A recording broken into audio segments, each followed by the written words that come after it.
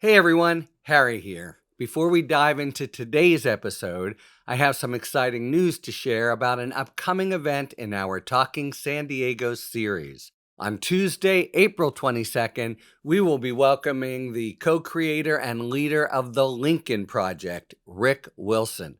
A former Republican consultant, Rick early saw the dangers of Donald Trump and for the last 9 years has worked indefatigably to bring home those dangers to the American people, including with a withering and hilarious series of political commercials that cut Trump down to tiny size. No one analyzes the problem of Trump's popularity in a more clear-eyed, sophisticated way, and no one thinks harder and more cleverly about effective political opposition. Expect a conversation of total candor, insight, mordant humor, and real hope that our current dark days can and will pass if we play it smart. For tickets and more information on this and all Talking San Diego events, including our just added conversation with Cory Booker next month, visit talkingsandiego.net.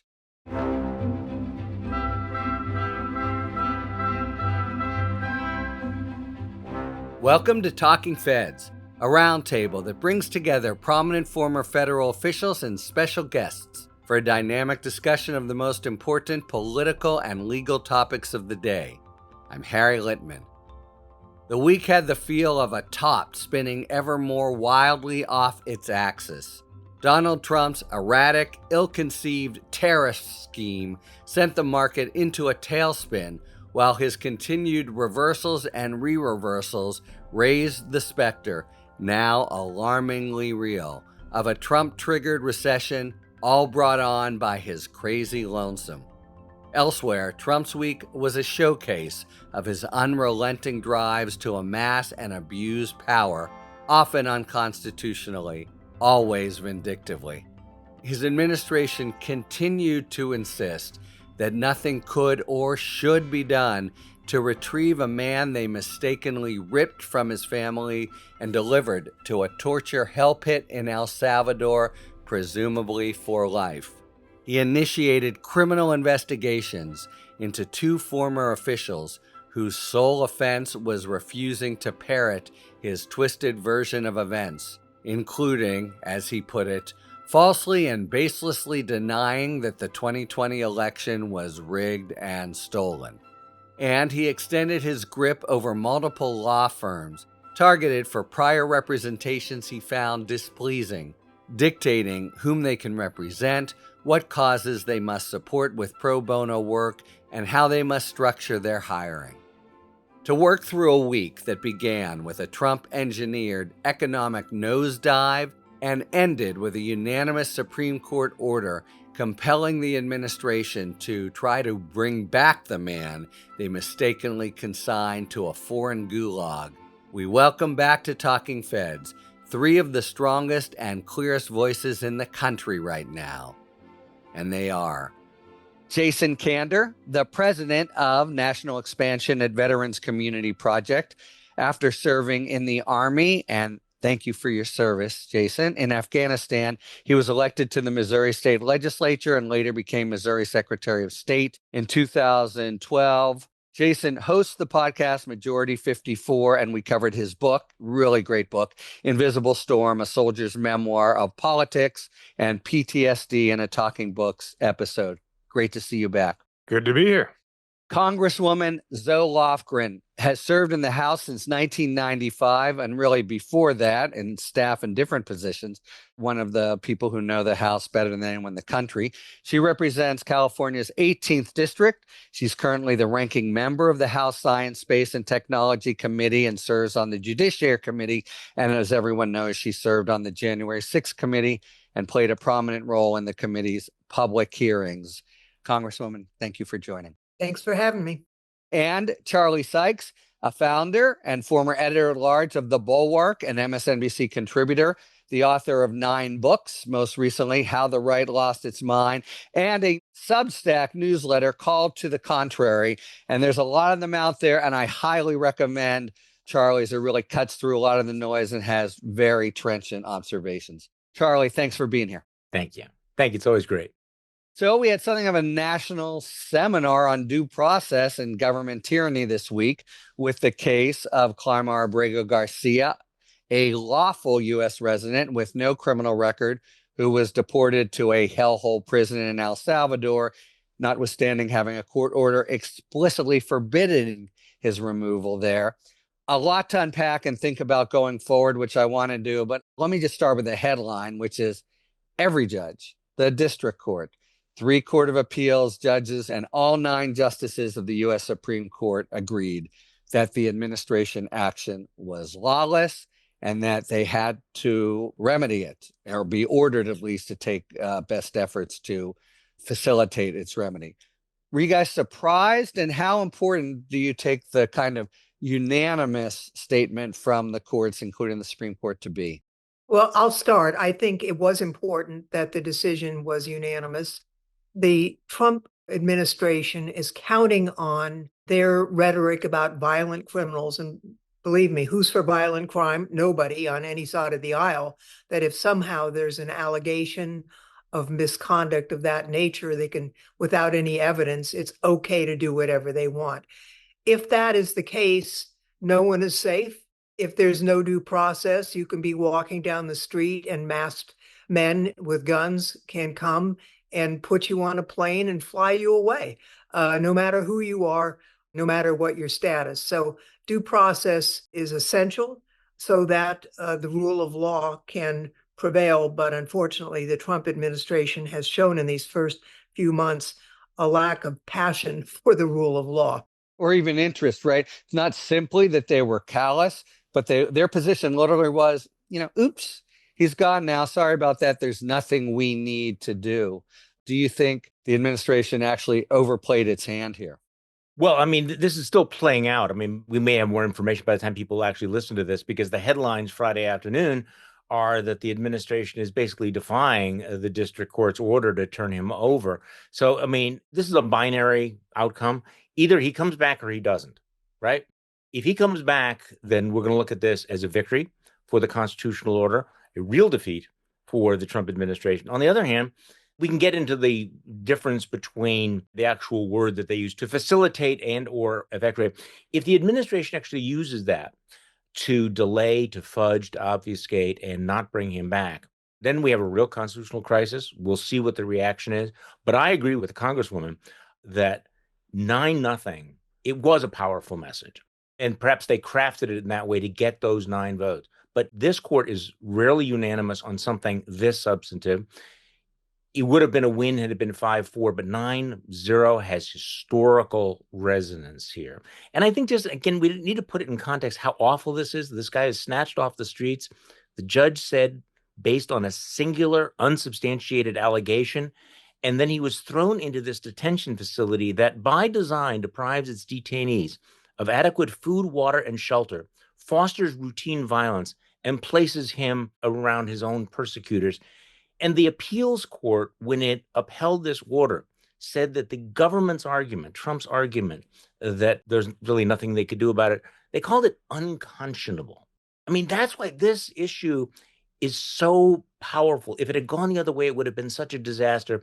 One of my disappointments is I wish the court had used language like that. I wish the Supreme Court had said this is unconscionable. But I wait and see what the outcome is. Binary, he either comes back or he doesn't. Yeah, I think that that's exactly right.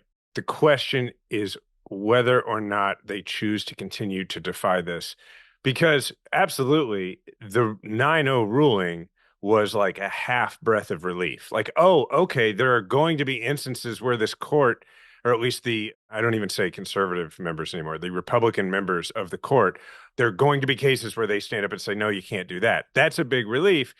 But the real relief we're waiting on is, does the Trump administration decide to abide by it, or do the old "you and what army" routine?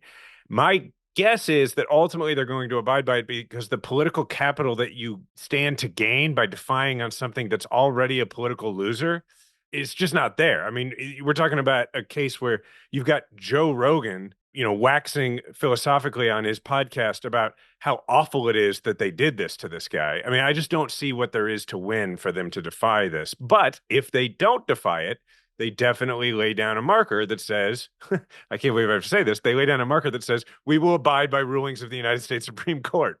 Well, that's exactly right. And I mean, it is a tight spot. And I do think, well, maybe follow up on the point you made in Joe Rogan.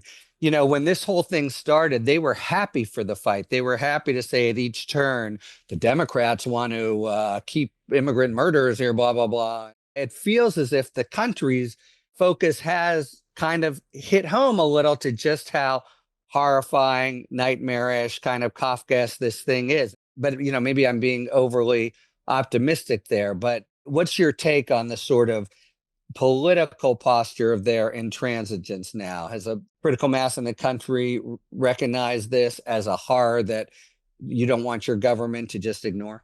I don't think so. Not a critical mass of the country.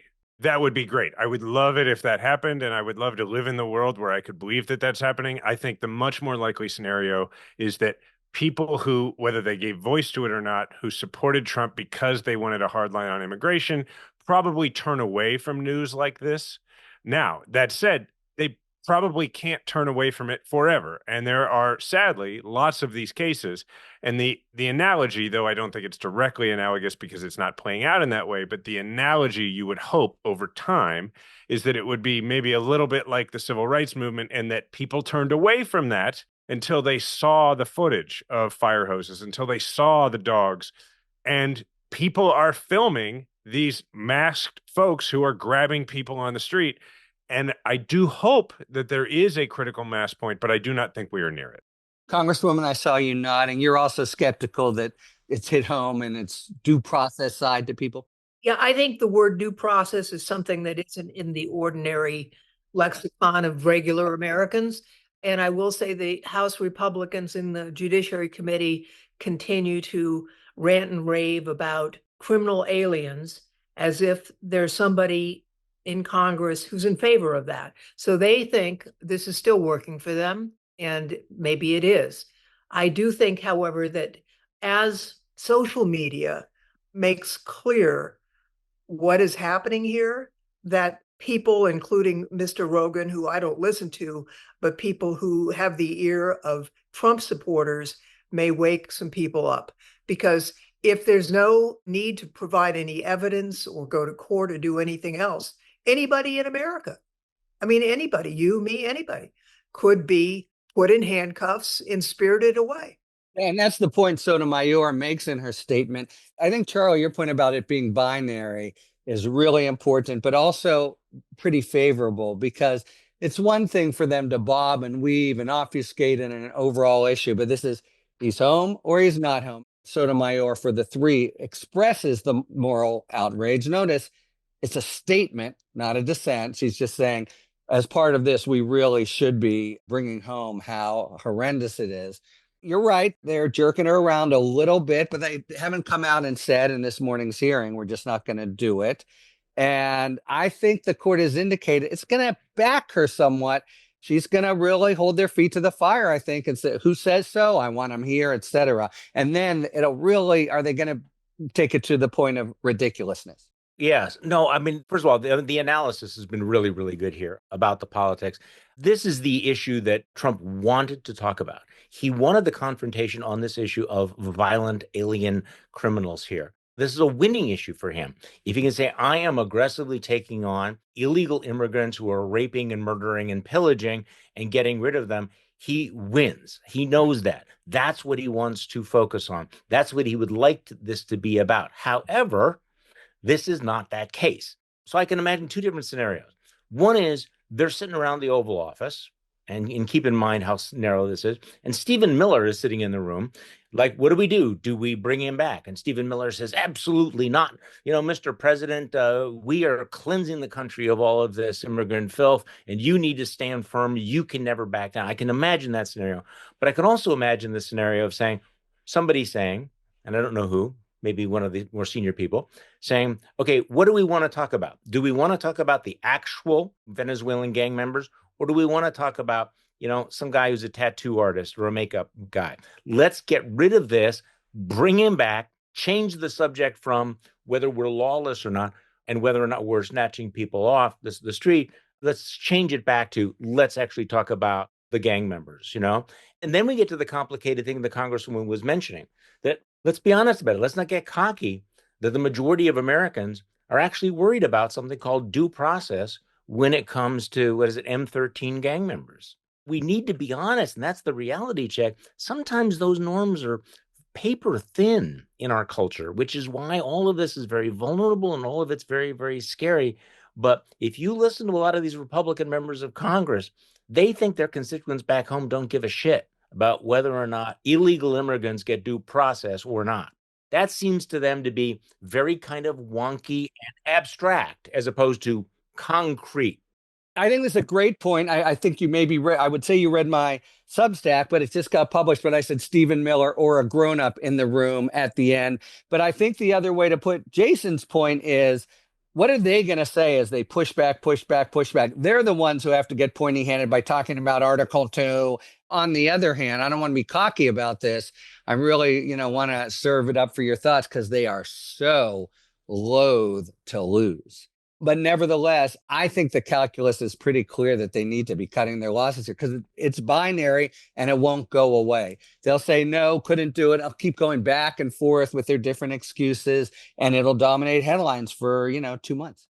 I think there are two potential political liabilities here. One is the basic long-running tripwire that exists for Trump 1 or Trump 2 that the country has gotten a greater tolerance for over the years, but it still always has their antenna up about, which is basic incompetence, right? Like when you send someone to a prison that was not supposed to go to a prison, it doesn't look like you're good at your job. That's the first thing, okay?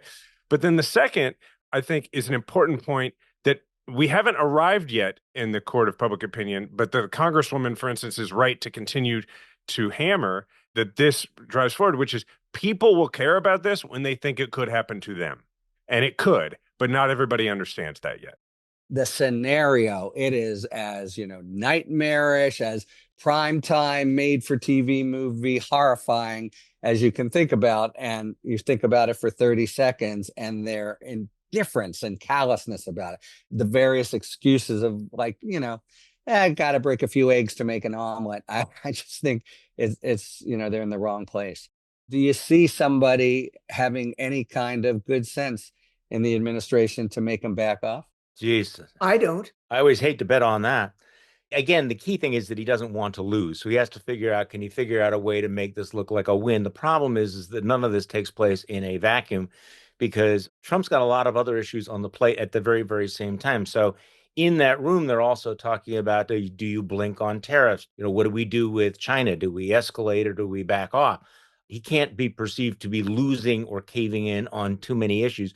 But on the tariff issue, we at least got the indication that there are some people who are able to break through the circle of the Peter Navarros and say, Mr. President, do you really want to tank the US dollar? Do you really want to destroy the bond market?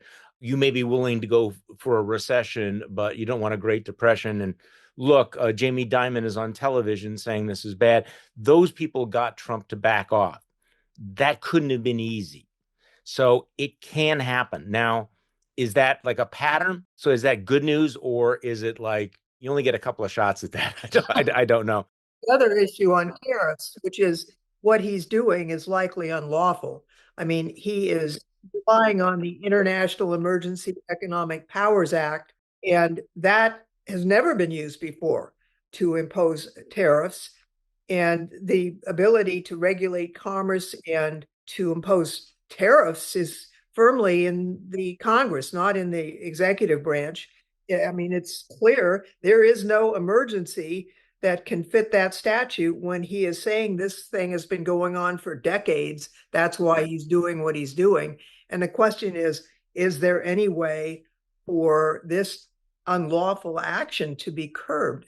I mean, he is tanking the American economy. Yeah. Well, and we're here now. Let's stay with it. I just wanted to harken back for a heartbeat to what we were talking about before, because I do think if they're forced to blink and the other issue in the 9-0 Supreme Court actually has some resonance for kind of everything, will embolden courts generally. But the follow-up I wanted to ask you, Congresswoman, is, you actually are having some whispers of discomfort among your colleagues and others in the Senate, combined with the obvious, madman aspect of this.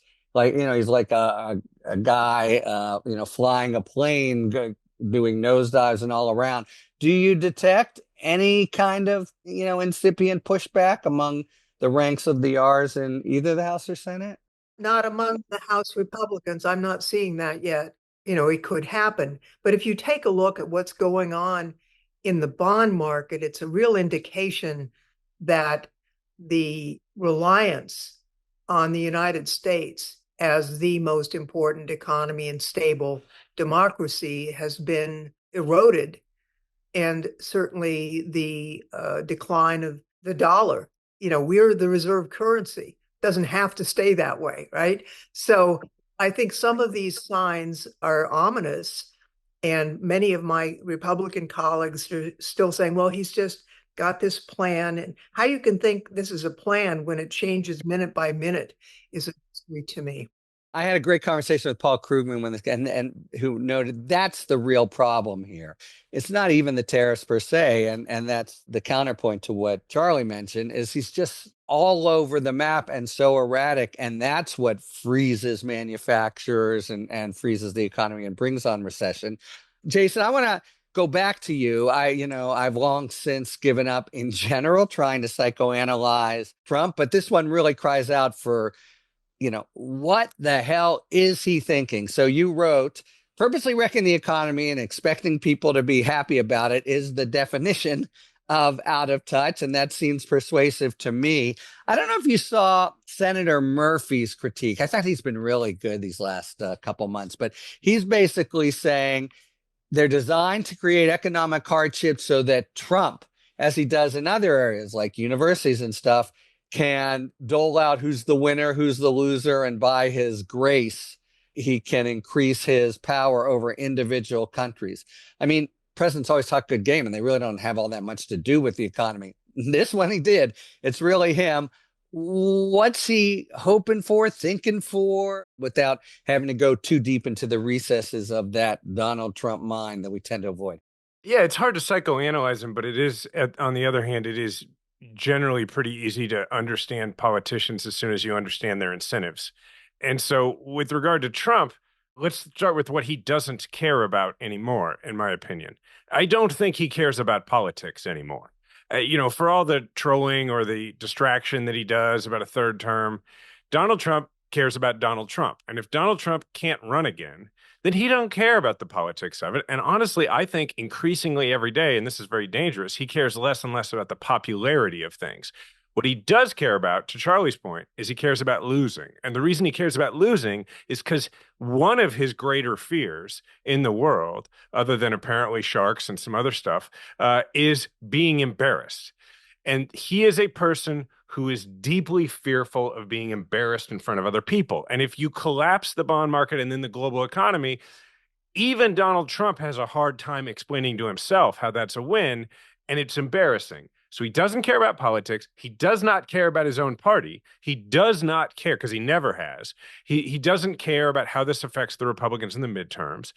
And he's only as good as his incentives. And what are his incentives? His incentives have always been to have people treat him like he's a big deal, which is why every story he tells, everybody calls him sir, to like an amount that would be strange in regular conversation, even when you're talking to the president. And he's infected this sort of culture of only caring about these things into his White House, which is why the moment that they folded their cards on the tariffs, the immediate spin was 75 countries have called the White House in the last week. So this is the art of the deal, as if the president of the United States usually has a hard time getting people on the phone.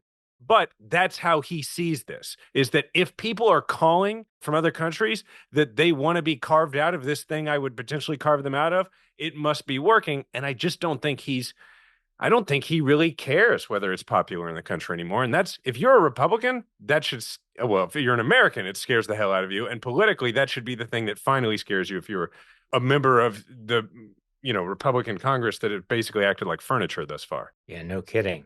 No kidding. No, I think that analysis is really, really good about his psychology. The night before he came, he was giving a speech to some Republicans, and he said, "All of these people are calling me up, and they're kissing my ass." Yeah, Because literally, that's the he way said he that. views it. Look, the reality is he's not a very good negotiator. He's a bully, and people haven't figured this out. But this is what's so dangerous because, and I wrote this the other day, we now have an economy that is at the mercy of the whim of one man, which is to the Congresswoman's point. This is exactly the way the Constitution was designed to prevent these decisions being made by the capricious, arbitrary whim of a single individual who, with a single social media post now, can move trillions of dollars in the world markets. I mean, what we saw the other day, you realize this new normal where he puts out on his own social media platform, this is a good time to buy stocks, the president of the United States giving out stock tips, and then his fat cat buddies go and they buy, and a few minutes later he announces the suspension of the tariffs, which moves the market. I mean, this is tremendous power in the hands of one man. The founding fathers believed that Congress would be so jealous of its power that it would never allow the president to have this kind of power. And frankly, this is why free traders have opposed tariff regimes for centuries, because of the incredible opportunity and temptations for corruption that we're seeing playing out in plain sight, and which Donald Trump does love. Yeah, well, I mean, the general dynamic here, I'll take away, and then you come begging to me, and maybe I will dole out a little bit of my, kingly charity. And he said the same thing, by the way, about the law firms. I think a lot follows from it, if true. Do you take this point that, he doesn't really care anymore about politics or popularity or anything except self-aggrandizement, which he's doing weekly? I mean, we've got, on top of all his other weaknesses, the structural feature built in that the normal political pressures he will just disregard. Just what do you make of that thesis? Well, I'm a lawyer, not a psychologist, so I don't know. I don't know what's motivating him. I do wonder, however, when he tells a Sir story, it's a lie. And so the question is whether any of this stuff actually happened or whether he's just saying it happened so that he can avoid a more embarrassing explanation. Your committee, the January 6th committee, there's his normal sort of trope is people are saying, or, that kind of assertion as if it's all out there. Okay, well, I think I'm going to be chewing on that Kander nugget for a while.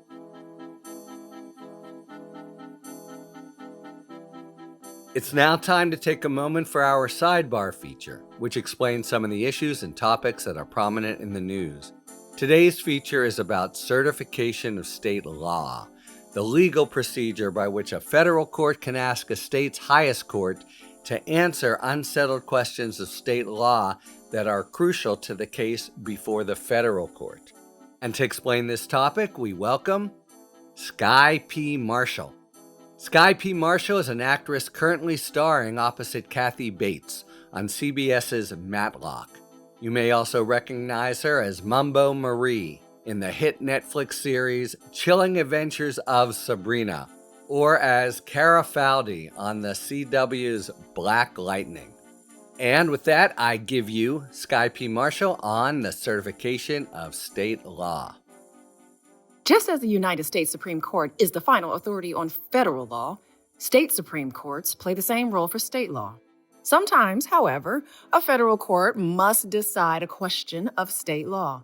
This can happen when a state law issue is part of a federal case, or when federal courts use their diversity jurisdiction to decide cases involving parties from different states.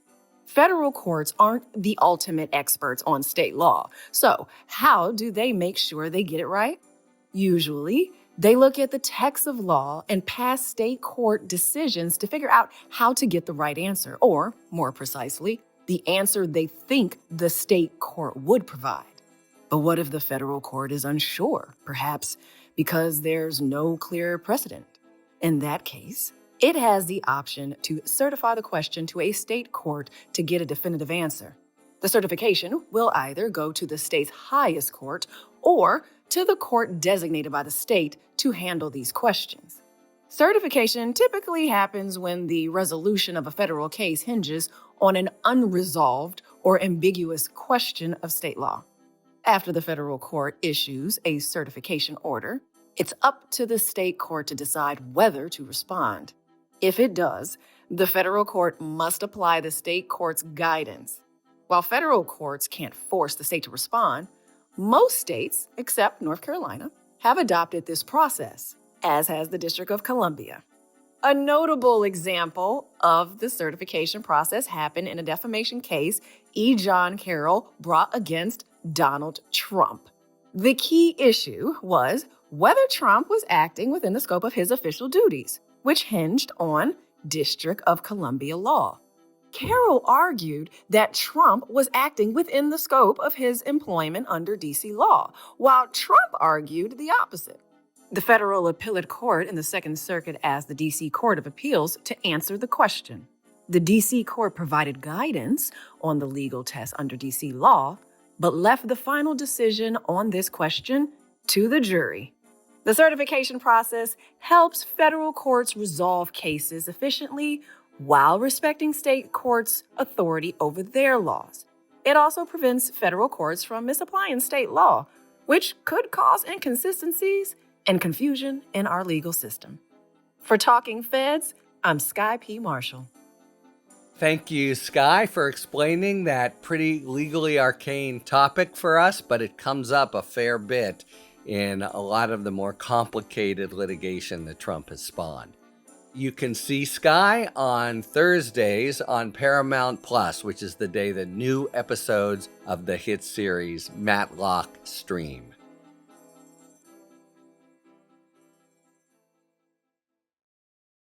All right, it is now time for a spirited debate brought to you by our sponsor, Total Wine and More. Each episode, you'll be hearing an expert talk about the pros and cons of a particular issue in the world of wine, spirit, and beverages. Thanks, Harry. In today's spirited debate, we start with two of our absolute favorite things, dessert and wine, and combine them into one delicious topic, dessert wines. What are they exactly, and how are they made? Grab a fork and a glass, and let's dig into this sweet subject matter. Dessert wines are just as you'd hope they'd be, sweet wines that are typically served after a meal. Sometimes they're served with a dessert, and sometimes they're served as dessert. And then there are those times in between. The smoothness and lack of acidity make for a pleasant and easygoing taste that pairs perfectly with relaxation. I reach for dessert wines when I'm craving something sweet to enjoy while unwinding in the evening or after a big meal. To make a sweet dessert wine, the fermentation process is halted just prior to the yeast converting all the sugar to alcohol. Interrupting the fermentation ensures that there is sugar remaining in the wine, which gives us that sweetness we crave. But the amount of sweetness varies from wine to wine, and there's no shortage of options. Just pop into Total Wine & More, and you'll see many, many varieties, from ports to ice wines to Sauterne and to Hungarian Tokaj. Dessert wines come in both still and sparkling, too. They're also made from both red and white grapes, and they can be served chilled in a small glass or room temperature, proving that really, when it comes to dessert wines, anything goes.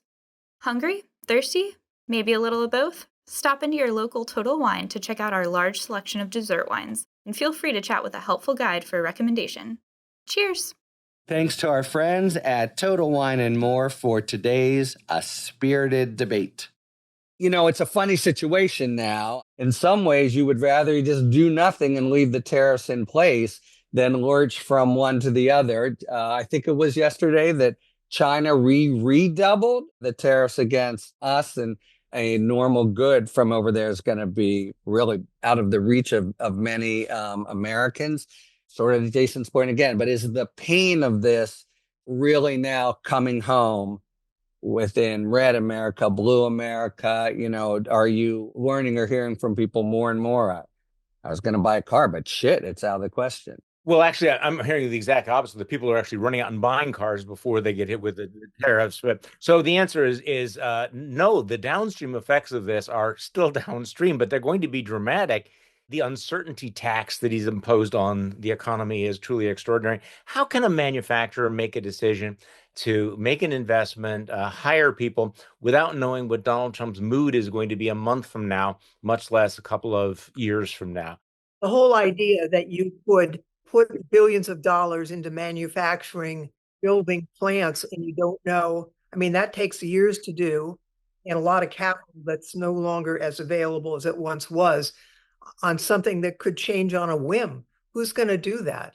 I think it's true. I mean, the true effects have not yet been felt, but I'm hearing from some constituents who are anticipating very serious adverse impacts.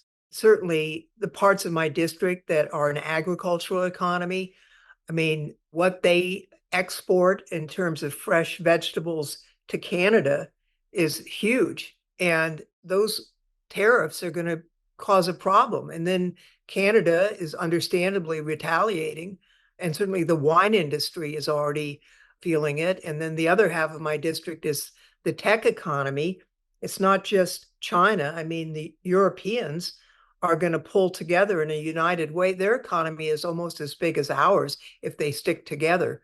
So the rearranging of economic ties could very well leave us out in the cold, wishing for better times.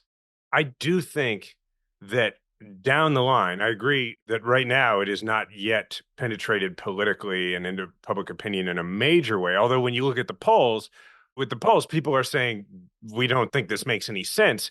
But I don't think that the intensity of that opinion has yet reached like a voting motivation place. However, I do think we're going to get there. I mean, to the Congresswoman's point about agriculture, when I was Missouri Secretary of State, I remember going on a trade mission to China with all sorts of different agricultural interests from Missouri, and we literally sold rice to China because I don't know if you know this, the average farm in China is a quarter acre. So there's all sorts of things that we actually do sell to that very large economy over there. So it will affect, some of those quote unquote red areas in a lot of ways. But then the other thing is, this is one of those issues, tariffs, that begins very obscure, very difficult for people to understand until it affects their life, much like inflation, much like epidemiology. And the other night, my best example of it is my son's 11 years old, and we're driving back the other night from his baseball game, and it was a late game, and he'd been cold, and he'd been playing several days in a row, and he was exhausted. And NPR came on the radio, and they're talking about tariffs, and they're talking about China and things from China becoming more expensive. And my 11-year-old son has started a business a month ago, not the biggest business, but he started a business because he wants to buy a computer, and he knows his parents have agreed to go halvesies on this computer with him. And my son, who was basically asleep and does not pay a lot of attention to politics, wakes up and is like, Dad, computer parts come from China. Did my computer just get more expensive? And I was like, yeah, buddy, it probably got a lot more expensive. And he was like, damn it. And he was like so mad. And he was like, why didn't more people vote for Kamala? And this is another one, by the way. Trump generally is very sort of simplistic and demagogic. But again, it's some kind of argument about tariffs that economists don't even buy, but that he has to make implicitly as against the parts from China that are just more expensive. Here's another one where the Democrats actually, maybe have the draw, as it were. This point about whether it's going to have an effect, by the way, so that story is why I think it's going to have a big effect. The story that Jason just told about his son, when people begin to actually experience this, because the reality is that tariffs may be abstract, but they're pretty easy to explain when it comes to something like that. You can explain it to an 11-year-old. Yeah, that iPhone you wanted is now going to cost $30,000. But here's actual some tangible data. And it came out this morning. Consumer confidence is now at the lowest level since 1952, an 11-point drop just in April. That's a huge movement.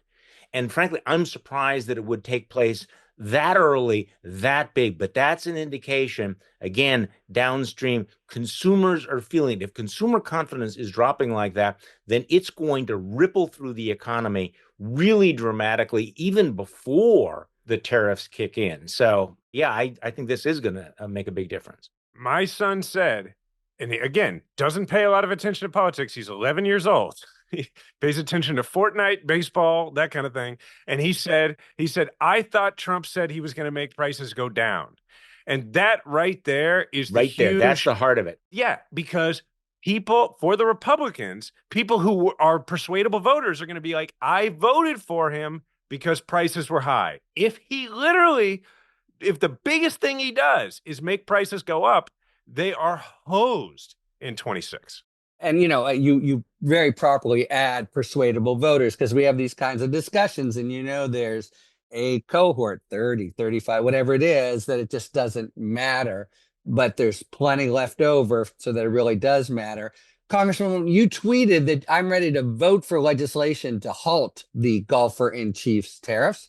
Republicans in the House and Senate are complicit until they act. Is there any, inkling or early legislative efforts to try to take back the authority where it belongs in Congress? No, and in fact, the opposite. When in the disastrous CR, we cemented the delegation to the president. Actually, I think we didn't legally do that because he's relying on a statute that cannot be relied on. But the procedures that we could use to challenge it were severely undercut. So that's kind of where the Republican leadership is on the House. And it's interesting because, the people who voted for Trump, and there's some in my district, they really like him. And they will make excuses for him. And, you have to wait. It's really a remarkable phenomenon of people's goodwill, trying to give him every opportunity. And the question is, when does that run out? Or does it run out? I guess that is a big question. I kind of hear a consensus here that not yet, but, at real risk of soon. And by the way, we could talk more about both these things, but I detect a theme this week of just flat out lunacy, and we can add a couple things to it. He does an executive order targeting two people, targeting for criminal investigation into criminal prosecution, who basically did nothing other than criticize him the first time around. So that is really kind of down the middle checklist authoritarianism move. And the question is, with the Supreme Court's immunity decision, where does that leave us? But the interesting thing is, he is immune when he is acting in his official capacity. When he overtly says, I'm mad at them because of what they said about me, is that his official capacity? He undercuts his own defenses there.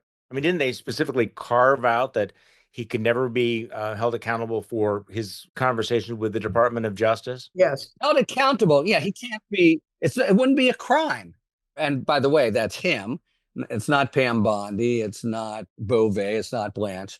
But there's a whole nother kind of bramble bush here, which is, if it's an official act, not only can he not be held criminally accountable, but it could well be that there's no liability for it would go to the United States as opposed to Trump personally. And that whole dance with the Westfall Act, they take it over and they haven't waived immunity as to intentional torts. Nevertheless, I'm saying not less on the legal level than the, just sort of savage, primitive drum beating.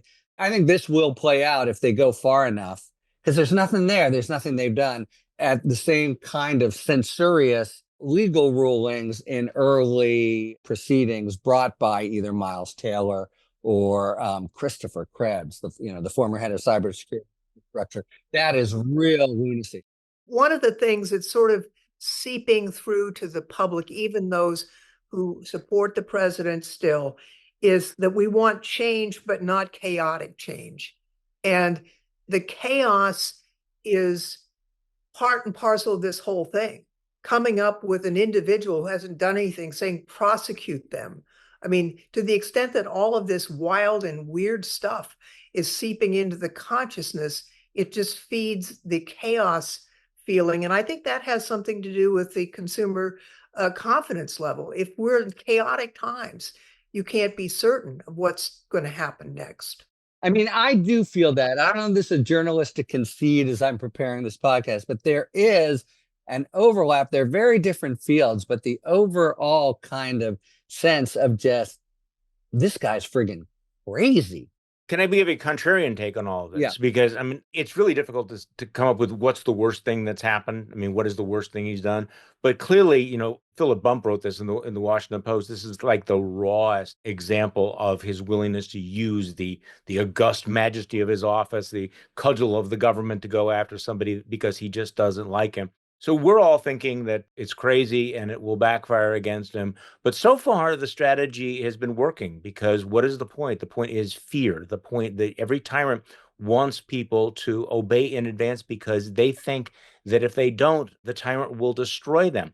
Why are these law firms caving in? Why are so many other people in the business community afraid to even, offer any sort of a dissent? Because they think that Donald Trump is serious, is malevolent enough, but also now powerful enough and empowered to destroy them, that he can destroy their reputation, that he can wreck their business.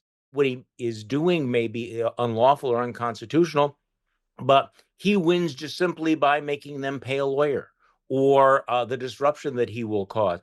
People are basically saying, let's keep our heads down. We just don't need it. We don't want to poke the bear. That phrase, don't poke the bear.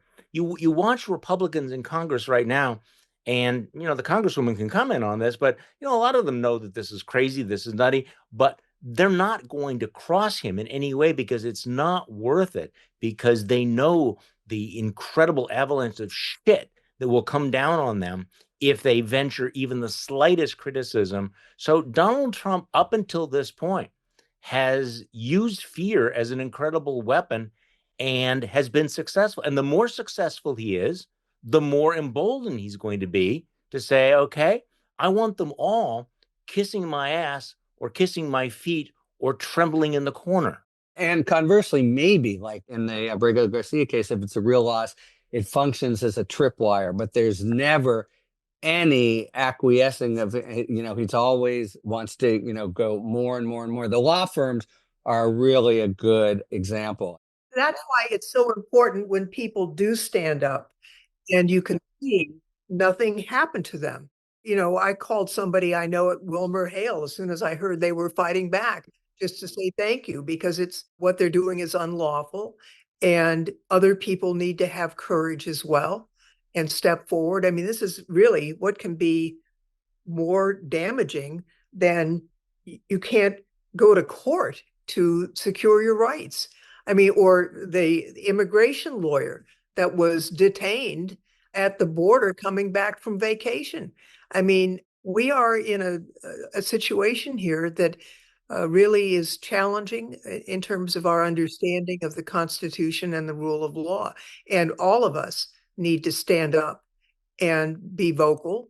You're right, my colleagues, many of them know this is ridiculous, but none of them are standing up. And it's such a shame, and it's going to be shameful one day. But I do want to make one additional point. It's really what Charlie was saying, because Trump knows and the firms know it's totally unconstitutional. Wilmer Hale's going to win. But on the other side of that, clients might still be skittish that the firm that beat him is going to, be persona non grata in the White. There are a number of things he's done that if and when, and it really should be when, courts stand up and say that's completely unconstitutional, he'll have been able nevertheless to dispense such consequences and chaos on the workers in the federal government. You're right, but if your law firm is a lobbying firm, that's something that's of concern. If you're actually litigators, who wants to hire a lawyer that won't stand up for you? I'm with you, Congresswoman. It's feeling to me like it's maybe coming around. Well, I just think it's from the moment that Trump came out of prep school and into his dad's business, a big part of his approach to life has been litigation harassment. I mean, because how many frivolous, never going to win, never going to get anywhere lawsuits has the dude filed? And the only thing that ever limited it is that not every lawyer was willing to take those crap cases on contingency. And sometimes he had to pay hourly. And now, the way he sees it, he's got an entire infrastructure around him of lawyers that are paid for by taxpayers. And there's no limiting factor on how much of this litigation harassment. And now it's not civil, now it's criminal. And so I 100% agree that the only limiting factor is going to be when people stand up and show that you can survive it. So, Harry, can I ask you a question? Jason makes a great point. He's now got the taxpayer-funded lawyers, but he's also got all these big law firms, these white shoe law firms in receivership where they're committed to, what is the fund up to now? $700 million in pro bono work.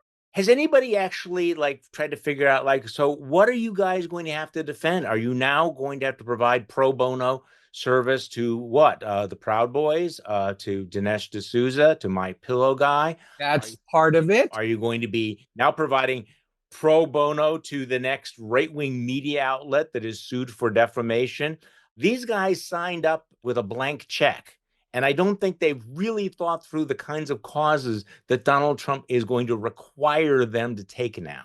And even if they hadn't, and they'd clarified it, Trump will change anyway and be just as ruthless. So you're right.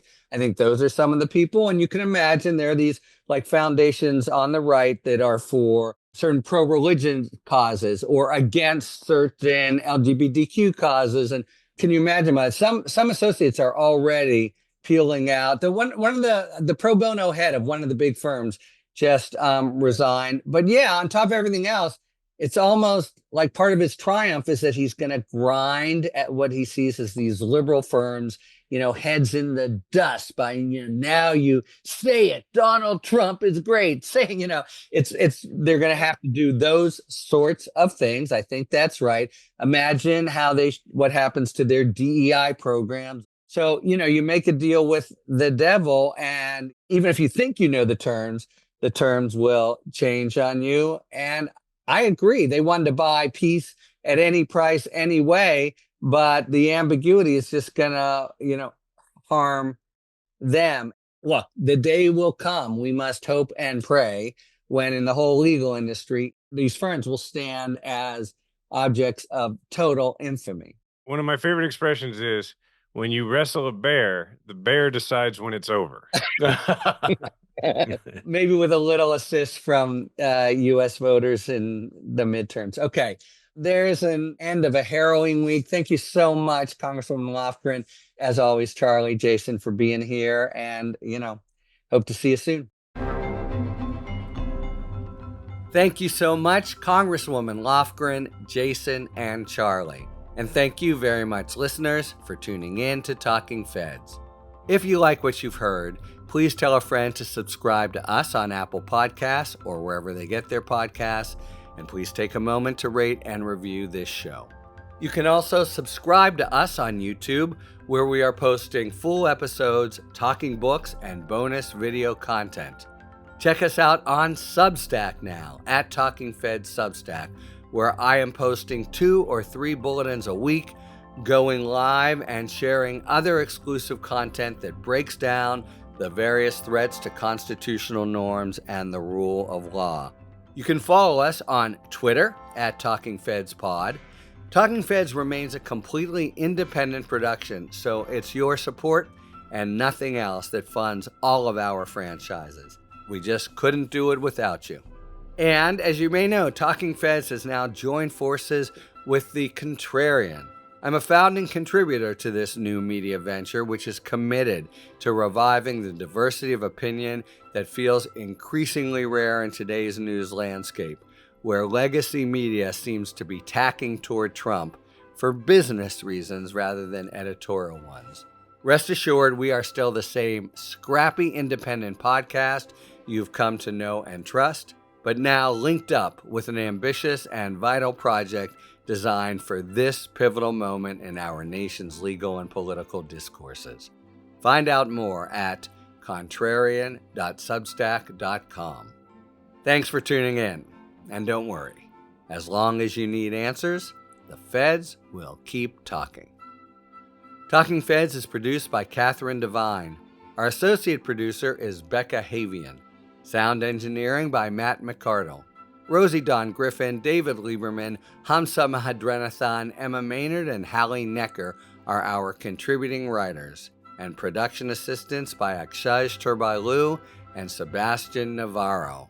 Thanks again to Sky P. Marshall for explaining the certification of state law. Our music, as ever, is by the amazing Philip Glass. Talking Feds is a production of Delito LLC. I'm Harry Littman. Talk to you later.